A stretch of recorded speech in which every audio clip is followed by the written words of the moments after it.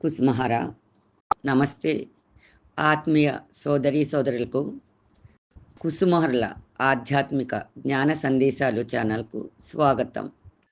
ఈరోజు పాగల్ హర్నాథ్ పత్రావళిలోని రామాయణంలో నేనెవరు అనే టాపిక్ తీసుకున్నాము. ఇంకా విందామా మరి? కాలచక్రంలో యుగాలు మారిన ప్రభువు ఏర్పాటు చేసిన జీవిత చక్రం ఒకే నియమానుసారంగా తిరుగుతూ ఉంటుంది. అయితే మనలోని పశు వివేకం వలన ఆ రోజులు వేరు, ఈ రోజులు వేరు అంటూ మనసును పెడదారిన పట్టించి మన జీవితాన్ని మనమే దుఃఖభూయిష్టం చేసుకుంటున్నాము. ఏదైనా నా మంచికే, నా తల్లిదండ్రులు ఏది చేసినా నా మంచికే చేస్తారు అనే భావంతో చిన్నతనంలోనే రాముడు నమ్రత, అణకువ, వినయంతో విశ్వామిత్రుని కోరిక ప్రకారం తండ్రి అయిన దశరథుడి అనుమతితో అరణ్యాలకు వెళ్ళాడు. ఆ తర్వాత వివాహానంతరం తండ్రి ఆజ్ఞ ప్రకారం మరలా అడవులకు వెళ్ళాడు. అక్కడ సర్వజీవుల సహాయ సహకారములతోనే రాముడు తన జీవితాన్ని గడపడం జరిగింది. దీన్ని జీవితాన్ని అనుభవపూర్వకంగా తెలుసుకున్నాడు, ఎలా జీవించాలి అని. ఆనాటి త్రేతాయుగంలోని శ్రీరాముని జీవితంలోని సంఘటనలే ఉదాహరణగా మన తండ్రి శ్రీ కుసుమహర్నాథులు తన పాగల్ హర్నాథ్ పత్రావళిలో అనేక చోట్ల మన జీవన మార్గదర్శక సూత్రాలుగా పొందుపరిచారు. ఒకటి దాంట్లో ముఖ్యంగా ఏంటంటే జనక మహారాజు వలె రాజ్యభోగాలు అనుభవించడం. ఇంకా రెండోది, ఇంట్లో సుఖశాంతులు లేకపోతే భర్త మానసిక స్థితి ఎలా ఉంటుంది అంటే రావణాసుడి కాష్టంలా ఉంటుందని ఉదాహరణగా చెప్పారు.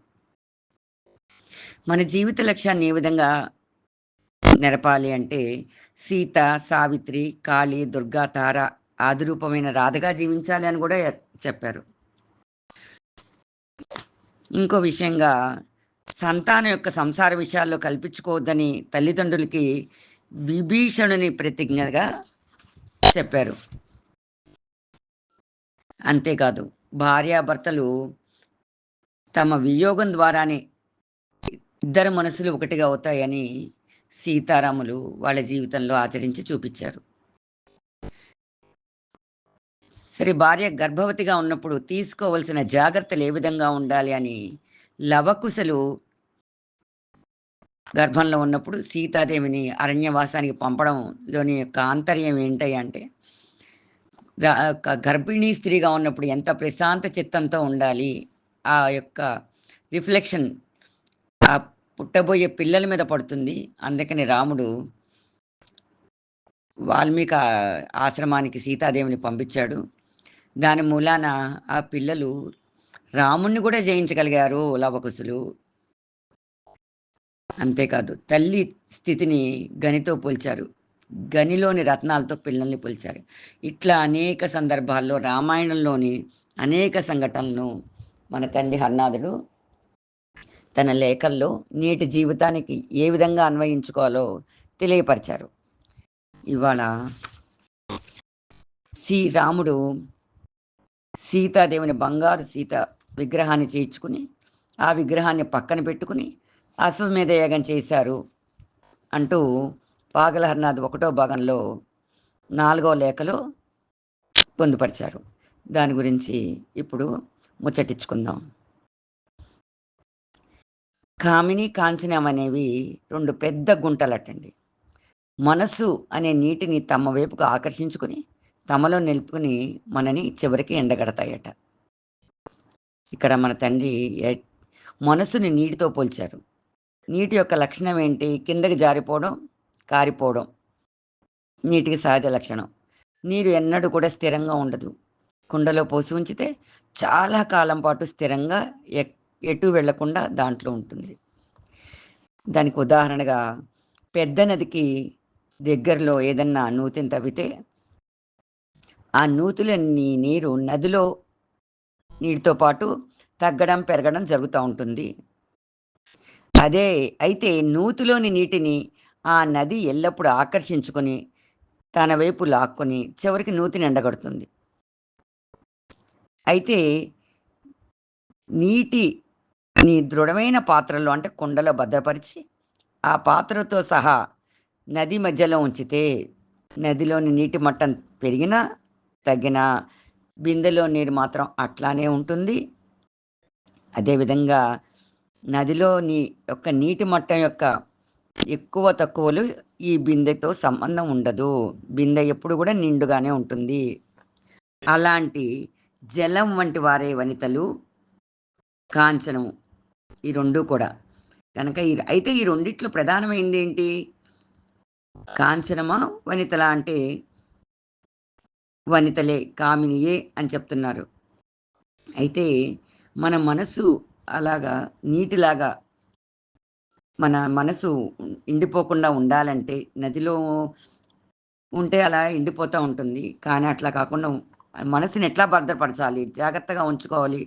మన మనసుని వేరే వాటి వైపు ఆకర్షించుకోకుండా ఉండాలంటే ఏం చేయాలి అంటే, ఈ మనసుకి భగవన్నామాన్ని అలవాటు చేయాలని చెప్తున్నారు.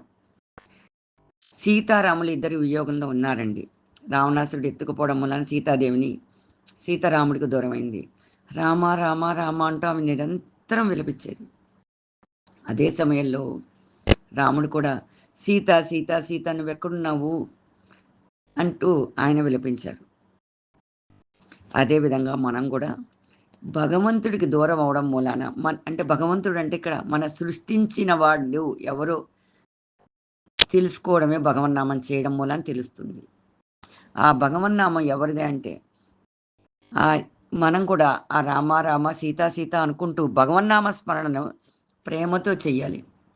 మానవుడిగా పుట్టినప్పుడు భగవంతుడు వియోగాన్ని ఏ విధంగా భార్యాభర్తలు సంయోగంగా చేసుకుని వాళ్ళిద్దరూ ఏకమనస్కులై జీవించాలో అనేది ఉదాహరణపూర్వకంగా చెప్పాడు. రాముడు బంగారు సీతని విగ్రహంగా చేర్చుకుని తన పక్కన పెట్టుకుని రాజసూయాగం చేశారు అని చెప్పాడు. అందుకని సరే నీళ్ళని ఉదాహరణగా చెప్పాడు. మనసనేది నీళ్ళది జారిపోతుంది. మన మనసులో ఏది ఏకాగ్రతగా ఉండదు. దానికి నామాన్ని అలవాటు చెయ్యాలి అని. కామిని విషయంలో. అయితే కాంచనం విషయంలో ఏం చెయ్యాలి? 2 ఒకటే గదా! కామిని ఎక్కువ బలవత్తరమైందని చెప్తున్నాడు కదా! మన మనసుని తొందరగా ఏకాగ్రత కోల్పోయేందుకు కారణమవుతోంది. ఉదాహరణకి దీంట్లో రావణాసురుడి గురించి చెప్తున్నారండి. రావణాసురుడు దీపపు మంటను చూసేందుకు వెళ్ళే కీటకం వలె రాముడి చేతిలో మరణించాడు. రావణాసురుడు రాముని యొక్క భార్యను ఆట వస్తువుగా మాత్రమే భావించాడు. అంటే భ్రమపడి పొరపాటు చేశాడు. భార్య అంటే సహధర్మిణి అని గ్రహించాలి. భార్య రూపాన్ని హృదయ సంపదగా ఎంచుకొని ఆమెను గురించి ఆలోచించడంలో సుఖం ఉంది. రాముడు చేసిన పని ఏంటయ్యా అంటే తన భార్య యొక్క రూపాన్ని హృదయ సంపదగా ఎంచుకుని ఆలోచించాడు. నా సీత ఎక్కడున్నా ఆనందంగా ఉండాలి. నా సీత ఎక్కడున్నా కూడా సుఖంగా ఉండాలి అని ఆలోచించాడు. అదే దగ్గరుంటే ఇట్లాంటి సుఖం ఉండదు. దూరాన ఉన్నా గూడా ఇష్టపడ్డాన్ని, ప్రేమించడాన్ని నిజమైన ప్రేమ అంటారు. అదే నిజమైన అనురాగం కూడా. రావణాసురుడు తన భార్యని గూడా మండోదరిని ఆటబొమ్మగా భావించాడు. అట్లానే పరాయి పురుషుని యొక్క భార్య అంటే రాముని యొక్క భార్య సీతను గూడా ఆటబొమ్మగానే భావించారు.